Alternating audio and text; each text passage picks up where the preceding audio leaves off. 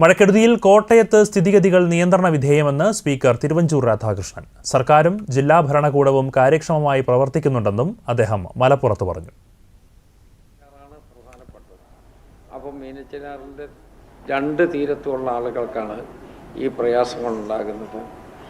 Government വളരെ ശക്തമായിട്ടുള്ള നടപടികൾ എടുക്കുന്നതായിട്ട് എനിക്കറിയാം.